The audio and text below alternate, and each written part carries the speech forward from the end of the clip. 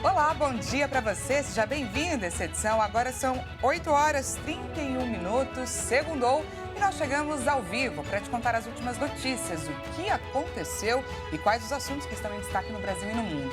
Então pega o seu cafezinho que nós vamos começar juntos essa segunda-feira bem informados. Vamos ao nosso cardápio de notícias, conferir os destaques desse 22 de janeiro. Embarcação naufraga e deixa ao menos 5 mortos na região metropolitana de Salvador. Lula deve sancionar hoje o orçamento de 2024, que traz estimativa de arrecadação e fixa limites para gastos públicos. Ron DeSantis desiste da corrida presidencial nos Estados Unidos e anuncia apoio a Donald Trump. E ainda, líder de Israel, Benjamin Netanyahu, volta a rejeitar a soberania palestina na faixa de Gaza. A posição atrai críticas da ONU. A gente te conta tudo isso e muito mais a partir de agora. Seja muito bem-vindo. Bom, para começarmos o nosso jornal daquele nosso jeitinho de sempre, vamos dar uma volta por esse Brasilzão conferindo o clima pelas regiões do país. Hoje vamos começar pela cidade de Alta Floresta, no Mato Grosso. Por lá, vemos aí o céu nublado e alguns pontos de sol, algumas poucas aberturas. E essa é a expectativa para toda essa manhã. A temperatura por lá deve variar bastante, 10 graus, mínima de 24 graus e máxima de 34. Vale destacar que a região está em alerta para fortes chuvas, com previsão de pancadas durante a tarde e a noite também. Reforçamos aqui para você, então, que está na cidade de Alta Floresta ou por outras regiões do Mato Grosso, que está entre os 10 estados com alerta laranja do INMET para essas fortes chuvas. São eles, além de Mato Grosso, Acre, Bahia, Goiás, Minas Gerais, Rio de Janeiro, Amazonas, Espírito Santo, Pará e Rondônia, ok? Então fique atento para alertas de altas tempestades. Bom, pelo menos 5 pessoas morreram após uma embarcação naufragar na Baía de Todos os Santos, na Grande Salvador. A Marinha continua à procura de desaparecidos. Um barco virou na noite de domingo na cidade de Madre de Deus, região metropolitana de Salvador, na Bahia. A embarcação fazia o trajeto da Ilha Maria Guarda para o município, que fica uma região turística que registra alto movimento nesse período do ano. O naufrágio aconteceu por volta das 10 da noite, quando os passageiros voltavam de uma festa. Testemunhas afirmaram que a embarcação, que tem capacidade para 24 pessoas, estava lotada. Não se sabe a quantidade total de pessoas presentes no momento do acidente. Ainda segundo testemunhas, uma possível discussão entre os passageiros teria gerado uma confusão. Os passageiros teriam corrido para um dos lados da embarcação que virou. Segundo informações da Marinha do Brasil, as vítimas que morreram são 4 adultos e uma criança. Outras 6 pessoas foram levadas para o hospital. 2 delas já tiveram alta, 3 foram levadas para Salvador e uma aguarda transferência para uma unidade de saúde também na capital. Após ser acionada, uma equipe de busca e salvamento da Capitania dos Portos da Bahia foi enviada ao local para conduzir as buscas dos possíveis desaparecidos, em conjunto com outros órgãos, além de apurar o ocorrido e coletar informações. A Marinha informou que será instaurado um inquérito sobre acidentes e fatos da navegação para apurar as causas e circunstâncias do acidente. Bom, e o verão em São Paulo é marcado sempre pelas temperaturas altas e pelas chuvas fortes. Mas em 2024, o estado tem sofrido ainda mais com esses fenômenos. Desde sexta-feira, dia 19 de janeiro, até ontem, domingo, 4 pessoas morreram e cerca de 500 ficaram desabrigadas. As informações foram divulgadas pela Defesa Civil do estado de São Paulo. Entre as cidades que mais sofreram estão Socorro e Sorocaba, que decretaram um estado de emergência. Em Socorro, 130 milímetros de chuva foram registrados em apenas um dia. Alguns lugares da cidade e da zona rural foram invadidos pelas águas que transbordaram afluentes do Rio do Peixe. Já em Sorocaba, o volume de chuvas chegou a 192 milímetros em apenas 24 horas, fazendo o município decretar calamidade. A chuva na região causou os piores alagamentos desde 1981. Por conta das fortes chuvas, 4 pessoas morreram. Em Limeira, no interior do estado, mãe e filha foram arrastadas pela enxurrada e ficaram presas embaixo de um carro. Em Sorocaba, uma senhora perdeu a vida também ao ser arrastada pela força da água. Na Praia Grande, litoral de São Paulo, um raio atingiu 8 pessoas e uma mulher de aproximadamente 60 anos não resistiu e morreu. Outras 3 pessoas foram socorridas em estado grave a hospitais da região. De acordo com a Defesa Civil, as chuvas tendem a diminuir nesta segunda-feira, mas as tempestades podem retornar com força na terça-feira. O presidente Lula deve sancionar hoje o orçamento de 2024. O texto foi aprovado pelo Congresso Nacional em dezembro, durante uma sessão conjunta. O orçamento de 2024 traz a estimativa de arrecadação para o próximo ano e fixa limites para gastos públicos. O texto foi aprovado pelo Congresso Nacional em dezembro, durante uma sessão conjunta, e agora recebe o aval do presidente Lula. A lei orçamentária anual, aprovada pelos parlamentares, prevê o repasse de quase 5 bilhões de reais para o fundo eleitoral, que vão ser usados nas campanhas municipais deste ano. A distribuição do fundo para campanhas leva em conta o tamanho das bancadas dos partidos com base no resultado da eleição anterior, sendo consideradas principalmente a votação de cada partido teve e o número de deputados eleitos por cada partido na última eleição. O LOA também faz parte de um valor recorde para as emendas parlamentares, que para este ano devem somar 53 bilhões de reais. No ano passado, o valor foi de 37 bilhões e 300 milhões de reais. O orçamento ainda mantém a meta fiscal próxima a zero, com um saldo positivo de 3 bilhões e meio de reais, e prevê ainda que o salário mínimo será de R$ 1.412. Além disso, ao ser aprovado pelo Congresso, os recursos para o PAC, o Programa de Aceleração do Crescimento, sofreram um corte em relação aos 61 bilhões de reais que constatavam a proposta do governo. Os parlamentares aprovaram a destinação de apenas 54 bilhões de reais ao programa para 2024. A diferença salarial entre homens e mulheres cresceu pelo quarto mês consecutivo e chegou a 10% em novembro do ano passado. E a desigualdade é ainda maior quando são comparados postos que exigem ensino superior completo.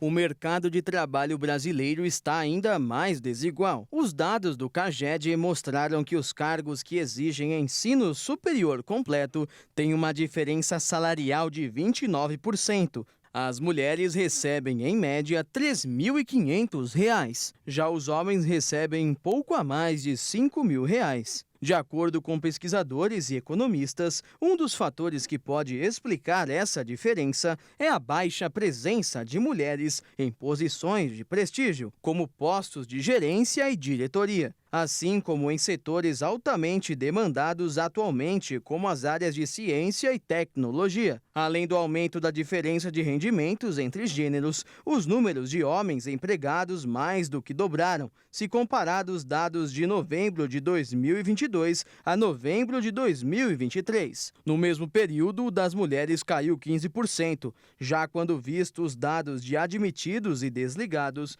os homens correspondem a cerca de 60% e as mulheres apenas 40%. O programa Celular Seguro, iniciativa do governo federal para inibir roubos e furtos a celulares e smartphones, recebeu, mais de 12 mil alertas de bloqueio no primeiro mês de operação. Uma média aí de 393 solicitações por dia. A ferramenta permite inutilizar o celular que for roubado, furtado ou perdido, além de avisar de uma vez várias instituições parceiras do governo. Também há a opção de incluir pessoas de confiança que podem pedir o bloqueio e solicitar informações. Segundo o Ministério de Justiça e Segurança Pública, 1.234.718 usuários se inscreveram no programa desde 19 de dezembro de 2023. Foram cadastrados 954.278 números de telefone e 818.850 nomes de pessoas de confiança no período. A defasagem entre as quantidades de usuários e de telefones ocorre porque há situações em que o proprietário de celular iniciou o cadastro, mas não preencheu todos os dados, deixando de informar o número do aparelho ou contato de confiança, por exemplo, o que já era esperado, segundo o governo. Foram 5.496 alertas por roubo, 3.965 por furto, 2.529 por perda e 601 por perdidos de outra natureza, como extravio em transporte, desde o lançamento da ferramenta.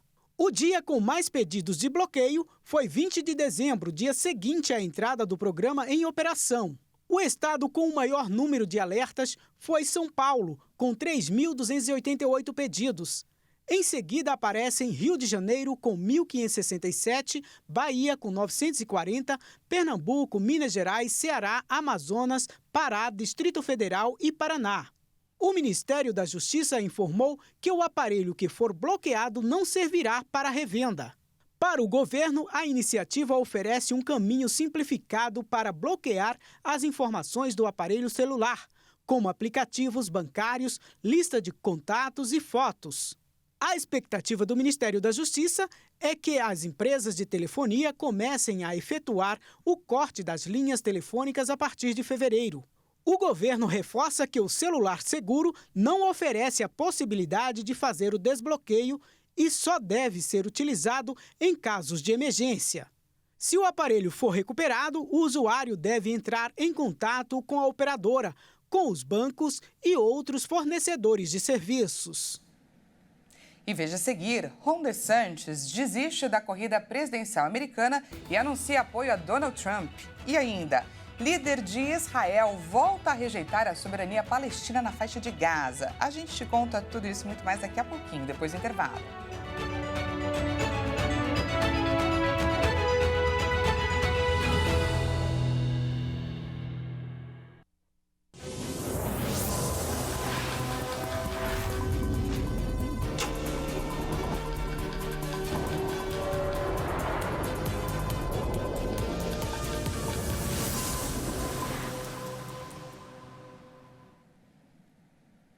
Seja bem-vindo mais uma vez, nós estamos de volta e ao vivo, 8 horas e 45 minutos pelo horário de Brasília e vamos de mais destaques dessa segunda-feira para você.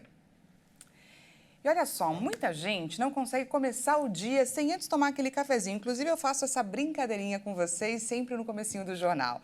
Não é à toa que a segunda bebida mais consumida do mundo fica atrás apenas da água. Mas essa questão aí de precisar de um café para se sentir mais ativo ou para espantar o cansaço tem uma explicação. E especialistas fazem inclusive um alerta para a quantidade consumida, já que altas doses podem ser prejudiciais à saúde e inclusive viciar.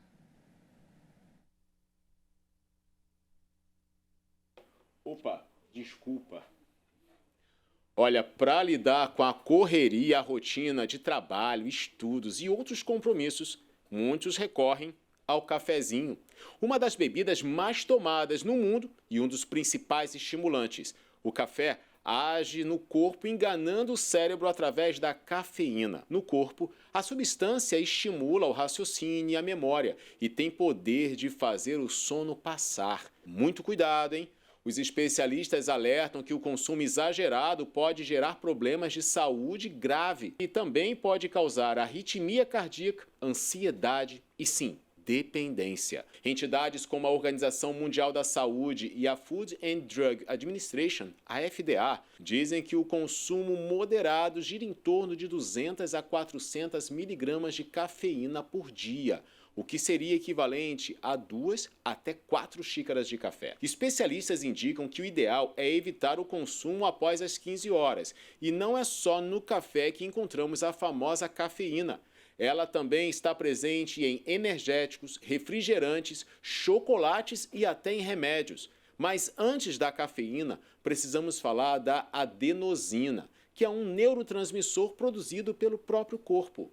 Ele vai sendo liberado à medida que a energia vai sendo gasta ao longo do dia. E a cafeína, que leva de 15 a 40 minutos após a ingestão para ser absorvida pela corrente sanguínea, acaba se ligando a receptores cerebrais, de certa forma, enganando o cérebro e dá aquela acordada. O estímulo provocado pela cafeína pode durar até 6 horas. E há duas consequências para quem costuma tomar muito café. Uma é a tolerância. O organismo começa a metabolizar mais e a quantidade de adenosina aumenta. E aí você vai precisar começar a tomar cada vez mais café para sentir o cansaço ir embora. E a segunda é a abstinência. Se você está acostumado a tomar café todos os dias em determinado horário e quando você não toma, começa a sentir falta. Com isso, podem surgir sintomas como cansaço, sonolência, e até irritação. Então vamos ficar atentos, principalmente que no Brasil há quem diga que o dia não começa antes de uma xícara de café. Servido? Eu super concordo com isso, mas é sim importante você não vacilar e ficar atento com as doses, né? Não pode ultrapassar aí essa recomendação e quem sabe do limite disso, inclusive, é você e o seu corpo. Vamos agora de destaque internacional. O governador da Flórida, Ron DeSantis, desistiu de concorrer à indicação pelo Partido Republicano para ser o candidato à presidência dos Estados Unidos. O anúncio foi feito neste domingo pelo Twitter. Em um vídeo publicado no Twitter, DeSantis disse que depois de ficar em segundo lugar nas convenções de Iowa na semana passada, não podia pedir aos apoiadores que oferecessem tempo e doassem recursos sem um caminho certo para a vitória. A retirada da disputa acontece pouco depois das primárias republicanas do estado de New Hampshire, onde pesquisas indicavam uma distância considerável para o ex-presidente Trump e para Nikki Haley, ex-embaixadora americana na ONU. DeSantis também afirmou que ficou claro que a maioria dos eleitores republicanos querem dar outra oportunidade a Trump. O ex-presidente republicano venceu na última terça-feira as primárias de Iowa, onde 51% dos eleitores escolheram Trump para representar o partido em novembro.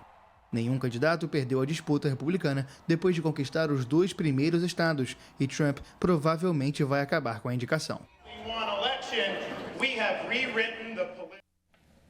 Benjamin Netanyahu voltou a rejeitar uma soberania palestina na faixa de Gaza e a postura foi criticada pelo secretário-geral das Nações Unidas. O chefe de governo afirmou que Israel deve garantir que Gaza deixe de representar uma ameaça durante uma conversa por telefone com o presidente dos Estados Unidos, que defendeu a criação de um Estado palestino como garantia de segurança regional. Esta perspectiva foi compartilhada pelo secretário-geral da ONU, Antônio Guterres, que lamentou a postura israelense neste sábado. A rejeição a aceitar a criação de 2 estados para israelenses e palestinos e negar o direito a um estado para o povo palestino é inaceitável. Isso prolongaria indefinidamente um conflito que se transformou em uma grande ameaça à paz global e à segurança, aumentaria a polarização, fortaleceria os extremistas em todos os lados. O direito do povo palestino a ter o próprio Estado deve ser reconhecido por todos.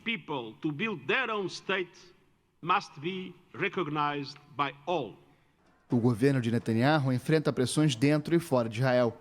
Milhares de pessoas se manifestaram neste sábado em Jerusalém para exigir um cessar-fogo, enquanto em Tel Aviv pediram a libertação dos reféns retidos em Gaza e eleições antecipadas para tentar tirar o premier do poder. Além da operação militar, Israel mantém um cerco completo a Gaza e exerce um bloqueio quase total da entrada de água, comida, remédios e combustível. Um incêndio atingiu uma usina de gás natural num porto do Mar Báltico, na Rússia. Autoridades não indicaram a causa do fogo, mas a empresa Novatek citou fatores externos. Vamos ver. O fogo começou no terminal do Mar Báltico, pertencente à Novatek, a maior produtora de gás natural liquefeito da Rússia, que suspendeu as operações. Segundo as autoridades regionais, em meio a relatos de explosões, foram avistados drones ucranianos na área. Autoridades locais não indicaram a causa do fogo, enquanto a empresa Novatek falou sobre um fator externo e afirmou que não há vítimas nem ameaças para os funcionários. Nesta semana, a Ucrânia reivindicou 2 ataques contra depósitos petroleiros no território russo, um na região de Leningrado e outro que provocou um incêndio na zona fronteiriça de Briansk. Sem grandes eventos públicos, os russos comemoraram neste domingo o centenário da morte de Vladimir Lenin, considerado o pai da Revolução Bolchevique. Há quem diga que o legado do líder revolucionário parece ser menos lembrado a cada ano que passa. Autoridades não anunciaram nenhum evento específico para este domingo, centenário da morte, e só está prevista uma cerimônia do Partido Comunista no mausoléu de Lenin, localizado perto do Kremlin. Na era soviética, grandes multidões se reuniam no local, mas atualmente poucos ainda fazem homenagens ao líder revolucionário. Neste domingo, apesar de temperaturas próximas a 15 graus Celsius negativos, dezenas de pessoas se concentraram em frente ao mausoléu. Ele teve um papel muito importante para o nosso país. Claro, foi uma figura importante do partido que fez muito pelo Estado soviético. Deu muitas coisas úteis para o povo soviético, criou o Estado soviético. Acho que ele é um líder ideal. Ele não deveria só ser respeitado, mas outros deveriam seguir o caminho dele. Só assim, o país vai sair da situação atual que se desenvolveu. 3 dias antes do início da ofensiva russa contra a Ucrânia, em 24 de fevereiro de 2022, Vladimir Putin negou em um discurso a realidade da nação ucraniana e afirmou que Lenin foi o inventor do país ao fundar a União Soviética. Apesar disso, a figura de Lenin não foi totalmente apagada. O retrato do líder segue presente no centro de muitas cidades russas, ainda que várias estátuas tenham sido destruídas depois da queda do bloco soviético. E antes de encerrar esse nosso jornal, vamos dar uma voltinha rapidinho por mais um estado que está com alerta para as fortes chuvas e que tem sido bastante atingido por elas esses últimos dias, o Rio de Janeiro. Por lá, quase igual a Mato Grosso, que passamos mais cedo. Durante a manhã, um céu nublado com poucas aberturas de sol. A temperatura deve ficar entre a mínima de 24 e a máxima de 28. Olha só, bem frio comparado com os padrões cariocas de calor. De pensar que na semana passada a sensação térmica chegou a 60 graus. Bom, a previsão é de pancadas de chuva a qualquer momento nesse dia, nessa segunda-feira. E como a região, como a gente tem acompanhado, tem sofrido bastante com as tempestades, é importante não baixar a guarda e tomar cuidado com as áreas que possuem risco de alagamento, risco de deslizamentos de terra. Quando o solo já está encharcado, qualquer chuva representa um risco. Assim, todo cuidado é pouco. Essa edição fica por aqui. Muito obrigada pela sua companhia. Às 10 horas, Juliana Dariva chega com mais informações. Eu volto à 1 da tarde com o balanço das notícias da manhã dessa segunda-feira. Até lá!